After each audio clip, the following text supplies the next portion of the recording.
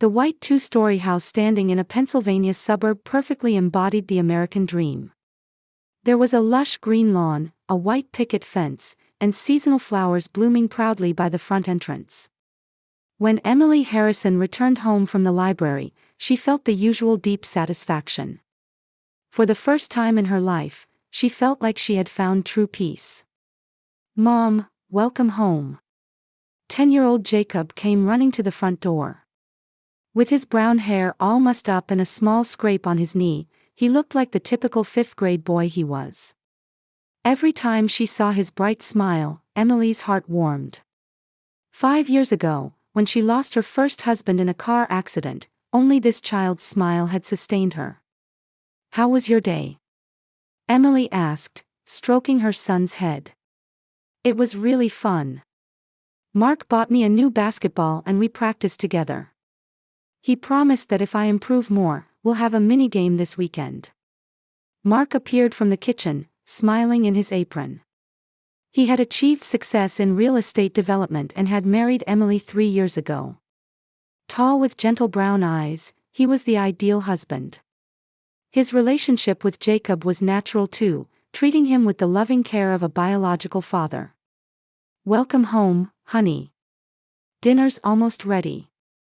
"Tonight it's spaghetti bolognese at Jacob's request," Mark said, giving his wife a light kiss on the cheek and untying his apron strings. "I made your favorite salad too." Emily felt wrapped in happiness. Her marriage to her first husband Tom had been happy too, but that was supported by youthful passion. Her relationship with Mark was filled with more mature, deep stability. He never became emotional and was always calm and considerate. He actively participated in Jacob's school events, helped with homework, and sometimes disciplined him strictly when needed. He was truly the perfect family member. However, lately there was one thing weighing on her mind. It was about her grandmother, Rose Miller.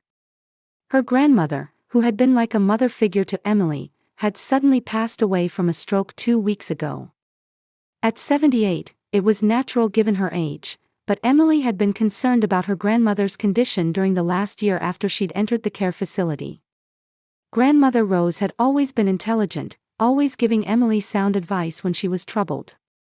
When Emily lost her first husband, when she worried about raising Jacob, when she hesitated about marrying Mark, her grandmother had always been her support. But after entering the care facility, for some reason, visits became restricted.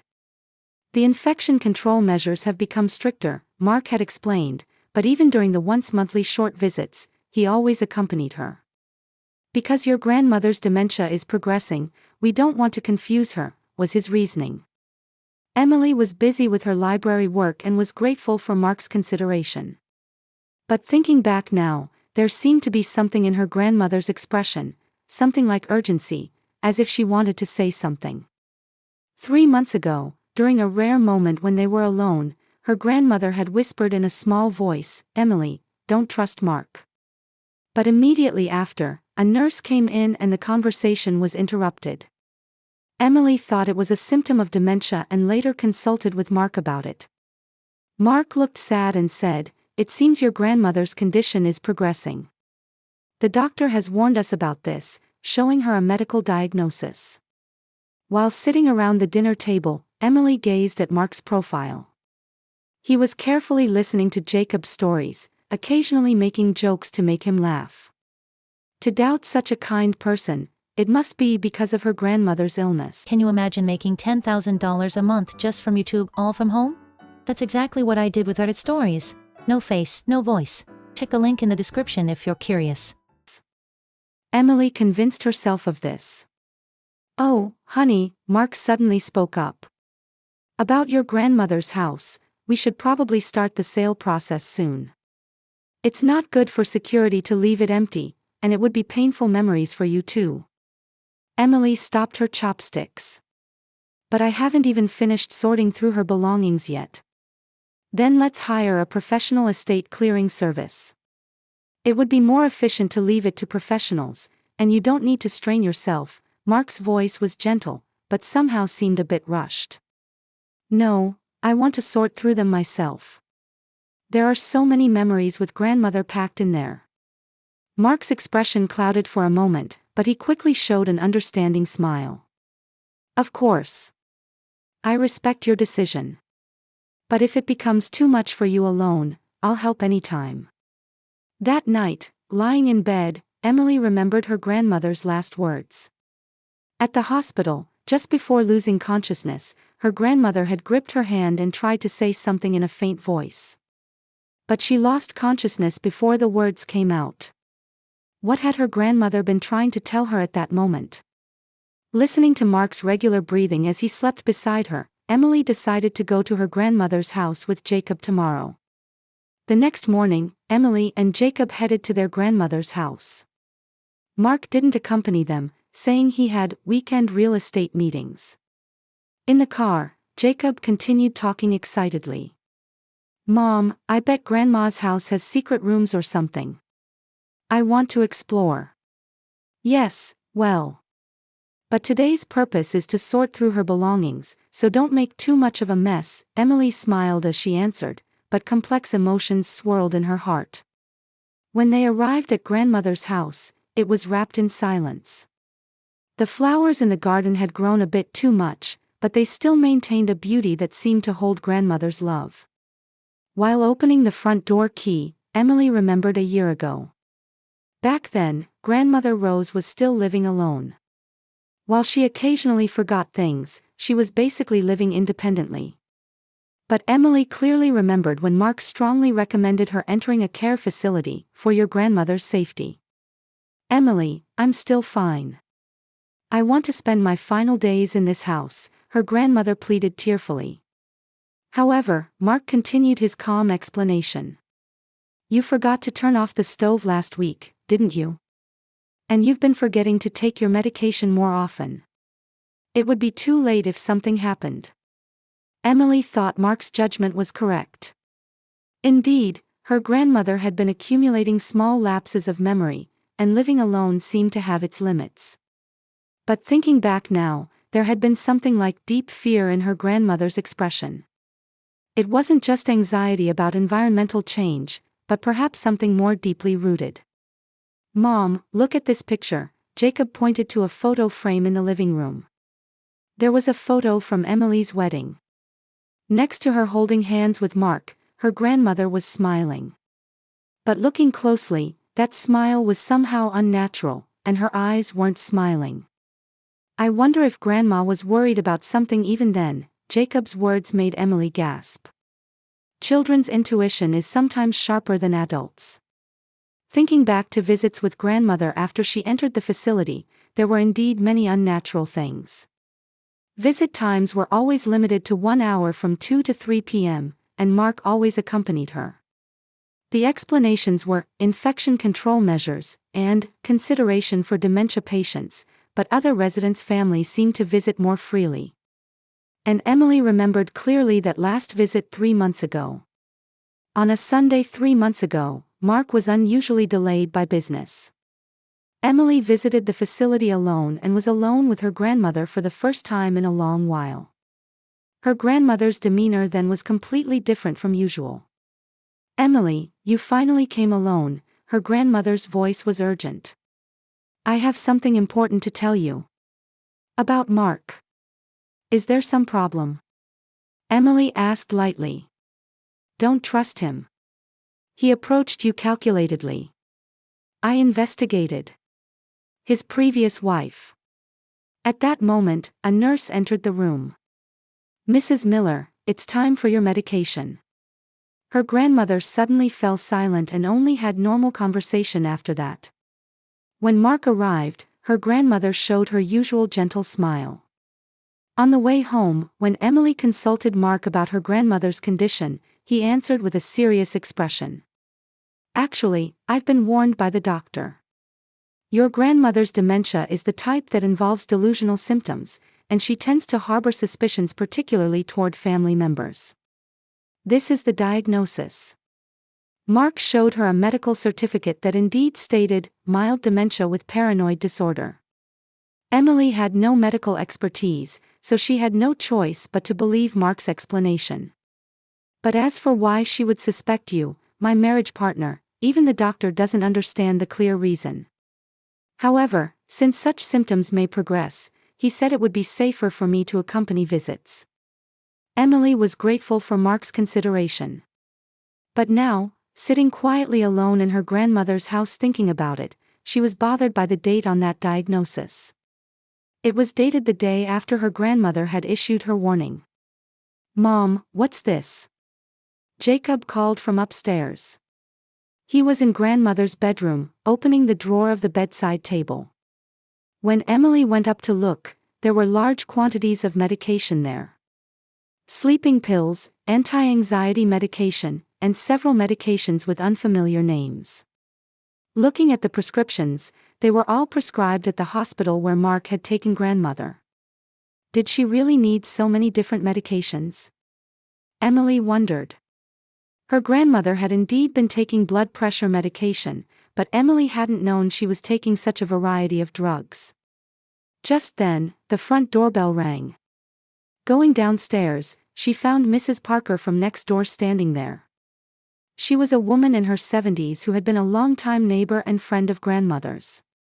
"Emily, my condolences.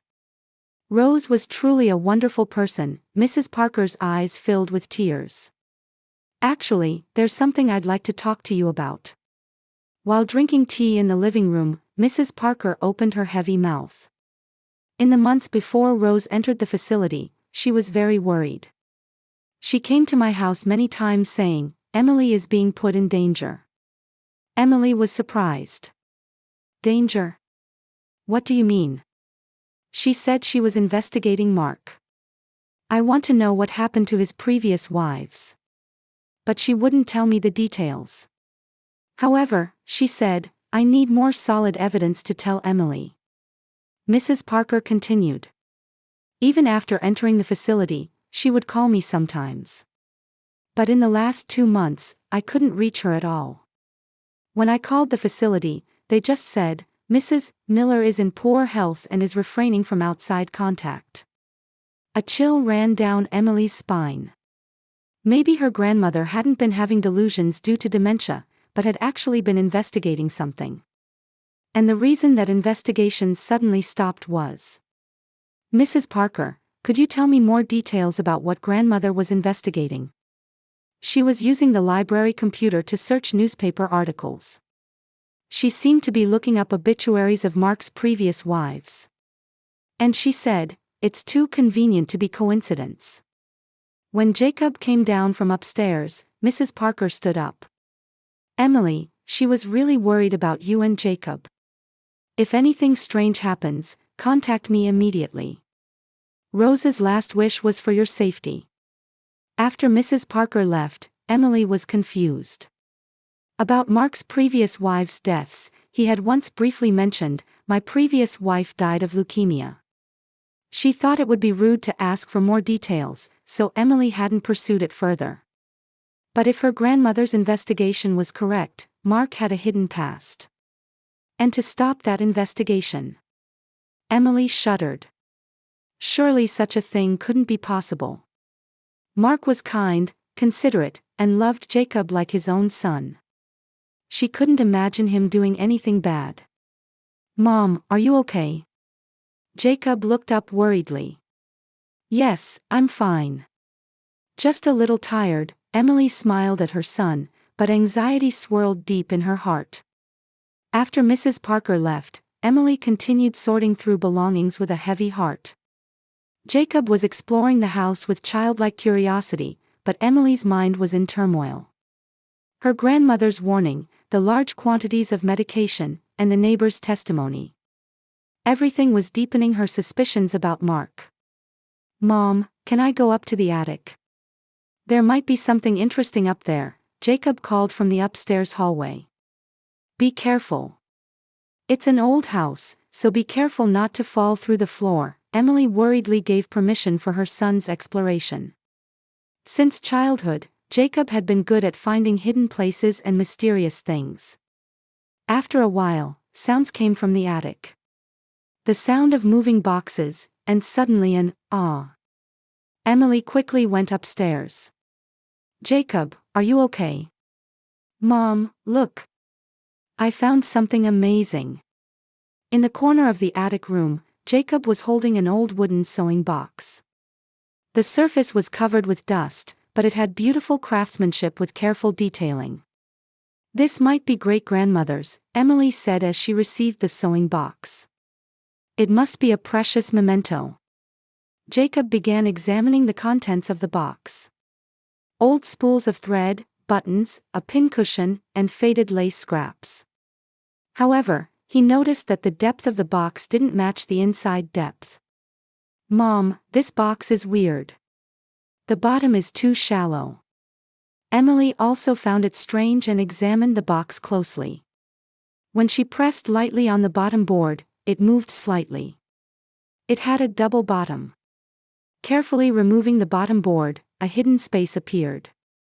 There was a single cassette tape there. It was an old-style tape with a handwritten label. For Emily. Listen alone. Rose. Emily's hands trembled. It was a final message from her grandmother.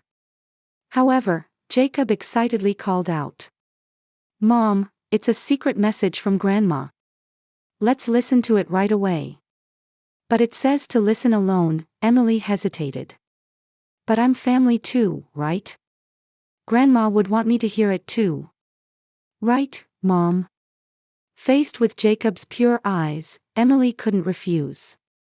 Remembering there was an old radio cassette player in grandmother's bedroom, the two went downstairs.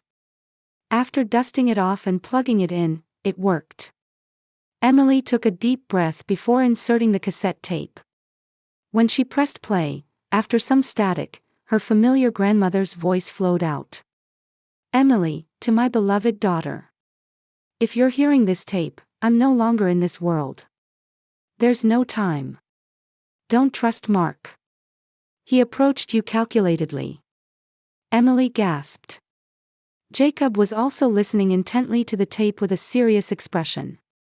I investigated. His previous wife Susan Harrison died 3 years ago, falling down the stairs at home.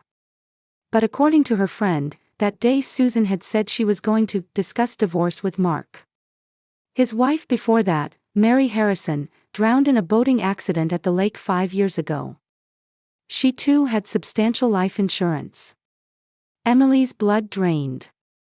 Mark had said his previous wife died of leukemia. Why had he lied? And the more I investigated, the more I could see a pattern. He approaches wealthy widows, marries them, and then the wives die suspicious deaths. Emily, you're also a target. With your previous husband's life insurance and your family inheritance, you have considerable assets. Her grandmother's voice continued. When I learned this fact, I tried to tell you. But Mark put me in a facility, restricted visits, and tried to cut off contact with you. And the medication. Here grandmother's voice broke off, and coughing sounds could be heard. He's using medication to cloud my consciousness and worsen my dementia symptoms. But now my mind is temporarily clear. Emily, listen. My death probably won't be natural either. Mark has realized I'm gathering evidence. Static entered the tape and an inaudible section continued for a while. Then grandmother's voice could be heard again. Emily, the evidence is in my bank safety deposit box. The number is 1247, your birthday. The key is in this sewing box. Contact Private Investigator Samuel Green. He has all the evidence. The phone number is. At that moment, the sound of the front door opening came. Mark's voice echoed. Emily. Jacob. Are you there? Emily and Jacob froze. The tape was still playing, and grandmother's voice continued. Please, Emily. Protect Jacob. Mark is going to try to kill you next. And after getting all the assets, Jacob too. The sound of footsteps coming up the stairs could be heard. Emily hurriedly tried to stop the tape, but Jacob grabbed her hand. Mom, listen, Jacob's voice was trembling, but his eyes were serious. If what Grandma says is true. Where are you? Mark's voice got closer. Emily quickly took out the tape and hid it in the sewing box. Just as she turned off the radio cassette player, Mark entered the room. There you are. How's the estate clearing going? Mark showed his usual gentle smile. But to Emily, that smile looked terrifying. Well, there are so many mementos, it's going to take time. Emily tried to stay calm. I see. Don't push yourself. By the way, did you find anything interesting? Mark's gaze was directed at the sewing box. Just old sewing supplies, Emily answered on the spot. Jacob looked up at Mark. Usually her son would run to him calling Mark, but today he was keeping his distance, which Mark seemed to find suspicious. Jacob, you're quiet today. Are you tired? Jacob looked at his mother before nodding slightly. I'm a little tired. Mark looked at his watch. It's already evening. Let's call it a day and go home. I'll make dinner. During the car ride home, Emily's head was in chaos. If grandmother's tape was true, then Mark sitting next to her was a serial killer. But she couldn't believe that the gentle husband she'd lived with for 3 years could do such things. Jacob in the back seat was unusually quiet. Looking in the rearview mirror, her son seemed to be deep in thought about something. When they got home, Mark began preparing dinner as usual. Today let's have your favorite grilled salmon, he said while putting on his apron. But while looking at the cooking, a terrifying thought crossed Emily's mind. In grandmother's tape, it said Mark had used medication to cloud grandmother's consciousness. If something was also in her own food. Mom, Jacob called in a small voice. When they were alone, he approached his mother and whispered, I think what Grandma said is true. Mark's eyes were different than usual. Emily couldn't dismiss her son's intuition. Children sometimes sense subtle changes that adults miss. Mom, we have to run away right now, Jacob's voice was urgent. If Mark killed Grandma, he's going to try to kill you next. And me too. Emily gripped her son's hand. She still didn't want to believe it, but Jacob's fear was real. And grandmother's voice came back to her, protect Jacob. I understand, Emily made her decision. But we have to act normally. We can't let Mark notice. However, Mark turned around from the kitchen. You two, what are you discussing? Behind that smile, something cold that she'd never seen before gleamed. Emily felt a chill down her spine. There was no more time. Tonight, something would happen. Grandmother's warning was about to become reality. It's nothing. I'm just tired today, so I thought we'd rest early, Emily pretended to be calm. Yes, it was a hard day. Rest early, and tomorrow I'll help with the estate clearing, Mark said kindly, but it felt like there was some other meaning behind those words. During dinner, Emily and Jacob exchanged glances, making a silent agreement. Tonight, they had to escape. They had to accept grandmother's final warning and protect Jacob's life. After finishing the meal, Emily said, I have a headache, so I'll take medicine and sleep early, and went upstairs.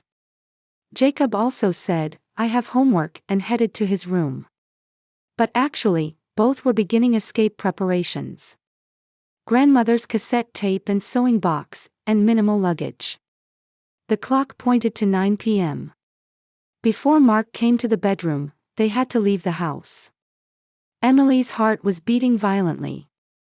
If grandmother was right, her and Jacob's lives were in danger. If she was wrong, Emily would be doubting her beloved husband and destroying their family. But she couldn't trade her son's life for anything. To fulfill grandmother's final wish, Emily had to make the most difficult decision. After 10 p.m., Emily and Jacob quietly slipped out the back door of the house. Relying on the sound of the TV from Mark's room, they held their breath and headed to the garage. Emily's hands held grandmother's cassette tape and sewing box, and Jacob carried a small backpack. Fearing Mark would notice the sound of starting the car engine, Emily pushed the car to a location a little away from the house. When she finally started the engine, both their hearts were beating violently. "Mom, where are we going?" Jacob asked anxiously from the back seat. "First we'll evacuate to a safe place, then contact the police," Emily answered while driving. But inwardly she was confused. What should she explain to the police? Would they believe Mark was a killer based only on a cassette tape? They arrived at a roadside motel around 11 p.m. It was a small motel called Peachtree Inn, with few guests and seemed unlikely to attract attention. Emily paid for one night in cash and secured a room in the back. Entering the room, Jacob sat heavily on the bed, exhausted and fearful. Emily embraced her son and said, "It's okay, Jacob. Grandma will protect us." "Mom, is Mark really a bad person?" "I liked Mark," tears welled up in Jacob's eyes. Emily felt the same way. She didn't want to believe that the husband she'd loved for 3 years was actually a terrible killer. But she couldn't ignore grandmother's desperate warning. The next morning, Emily called the local police station. However, the responding officer's reaction was different from what she expected. "Ma'am, wait a moment. Your husband Mark Harrison filed a missing person report for you and your child last night. He said, 'My wife has been in shock from her grandmother's recent death and has become mentally unstable.'" Emily was stunned. Mark had already gotten ahead of her. "No, that's wrong. I'm normal. Actually, my husband is the one who—" "Ma'am, could you come to the station first? Your husband is very worried about you." After hanging up, Emily trembled. Mark was trying to make her out to be mentally ill. This too had been predicted in grandmother's tape. At that moment, there was a knock on the room door. Emily tensed, but heard a woman's voice through the door. "Cleaning service." Opening the door slightly, a woman was standing there. However, she wasn't carrying cleaning supplies. "Actually, I'm Private Investigator Sarah Johnson. I'm Samuel Green's assistant. I received a request from Rose Miller." Emily was surprised. It was someone related to the private investigator mentioned in grandmother's tape. "Mr. Green is currently out of state on another investigation, but since this is an emergency, I came. Last night, we received reports of suspicious activity around your home." Sarah entered the room and took out a thick file. "Rose had been requesting investigation from us for 3 months. As a result of detailed investigation into Mark Harrison's past, we discovered terrifying facts. The file contained detailed materials about Mark's previous wives. Susan Harrison, Mary Harrison, and his first wife Linda Harrison. All had died suspicious deaths. Linda died 8 years ago from sleeping pill overdose. It was ruled suicide, but according to her friends, she had been considering divorce. Mary died in a lake boating accident. Susan fell downstairs. All were processed as accidents, but they have common points." Sarah pointed to photographs. All had substantial life insurance policies with Mark as beneficiary. And there were testimonies of marital problems before their deaths. Jacob asked in a trembling voice, "Was my mom almost killed the same way?" "Yes. In fact, Mark increased your mother's life insurance last year. Without her knowledge." Emily turned pale. Indeed, last year Mark had suggested reviewing insurance for future security. She had only signed the documents without checking the details. What's more problematic is that Mark has been investigating your financial situation in detail. Your previous husband's life insurance, family inheritance, and even bank account balances. He approached you systematically. Sarah took out other documents. These are records of Mark contacting other widows. Before marrying you, he had approached at least 5 wealthy women. But you had the best conditions, so he chose you. Emily felt nauseated. 3 years of married life, his love for Jacob, was it all false? How did Grandma die? Jacob asked tearfully. Rose's blood test results showed drugs that normally wouldn't be lethal doses were detected. However, in elderly people, taking small amounts over long periods can strain the heart and potentially induce strokes. Mark isn't a doctor, but in the process of killing his previous wives, he probably learned this method. At that moment, Emily's cell phone rang. It was from Mark. Don't answer it, Sarah stopped her. He might be tracking you through GPS. But the phone kept ringing.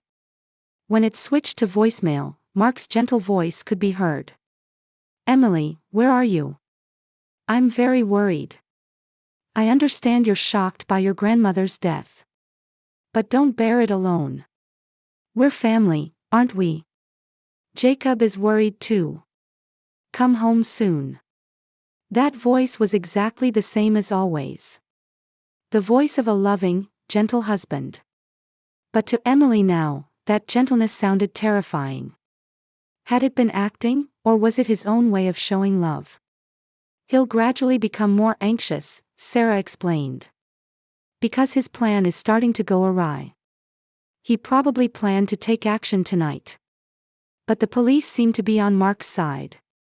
They think I'm mentally unstable. It's okay. We have solid evidence. We're coordinating with an FBI white-collar crime agent. Since there's a possibility of serial murder, investigation has already begun. At that moment, a familiar car stopped in the motel parking lot. Mark's black SUV. He found us, Emily paled. Sarah acted calmly. Let's go out the back. We'll move to a safe place in my car. But Mark was already heading toward the motel entrance. He seemed to be confirming the room number at the reception. There's no time, Sarah opened the window. Let's get out this way. The three climbed out the window and headed toward Sarah's car. But Mark noticed just then. Emily! Mark shouted. That voice contained anger she'd never heard before. Sarah quickly started the engine and drove off. Mark's figure reflected in the rearview mirror was no longer the gentle husband Emily knew. It was cold, calculating, his true face revealed. Now the police will understand the seriousness of the situation too, Sarah said while driving. His actions support your testimony. In the car, Jacob clung to his mother. Mom, are we safe now?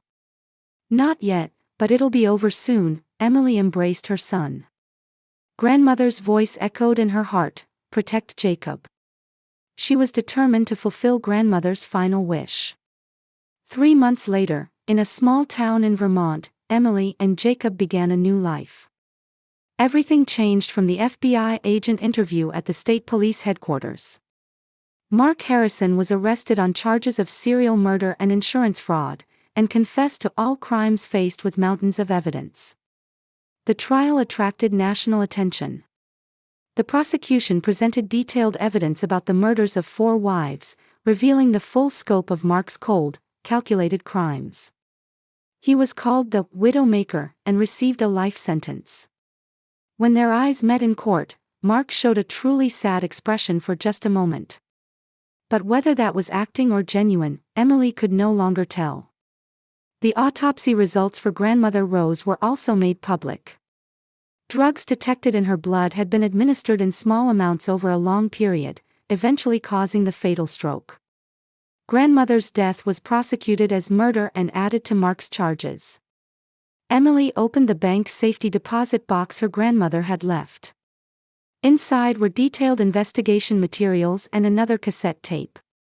Emily, if you're hearing this tape, you managed to escape safely. Family isn't just about blood relations. It's bonds tied by trust and love that make true family. Watching you and Jacob, I was convinced of this. Even if I'm gone, your bond is eternal. And remember, the truth will always come to light eventually. Emily cried at grandmother's final message. Grandmother had tried to protect them until the very end. The new house in Vermont was modest compared to the mansion in Pennsylvania, but it had true peace. Emily began working as a librarian at the local library, and Jacob was fitting in at his new school. "Mom, when I grow up I'm going to be a detective," Jacob said one day. "A detective who protects families from bad people. That's wonderful. But now let's focus on your homework," Emily stroked her son's head. After that terrifying experience, Jacob seemed more mature than before. But his childlike smile had returned. Meanwhile, Mark spent lonely days in state prison. Other inmates called him the widow killer, and he was completely isolated. No one came to visit him. His prison memoir was rejected by multiple publishers. The world no longer showed interest in his words. When spring came, Emily and Jacob went to visit grandmother's grave. The headstone was engraved with "A woman who protected her beloved family to the end. Thank you, Grandma, for teaching us the meaning of true family." Emily offered white roses, grandmother's favorite. Jacob also put his small hands together and said, "Thank you, Grandma, for protecting us. I'll work hard to live with just Mom and me." On the way home, Jacob gripped his mother's hand and said, "Mom, we're real family, right?" "Yes. Whether there's blood relation or not, feelings of caring for each other create family." Their shadows in the sunset stretched long, as if watched over by grandmother. The terrifying presence named Mark had completely disappeared from their lives, replaced by a small family bound by true bonds. Emily carefully preserved grandmother's cassette tape. It was both a record of terror and proof of the courage of a woman who risked her life to protect those she loved. Someday, when Jacob grew up, he would understand grandmother's true greatness. True family is not blood relation, but bonds worth protecting with one's life. Emily and Jacob would never forget this truth that Grandmother Rose had taught them at the end. In their new town, walking their new lives, a future full of hope spread before them.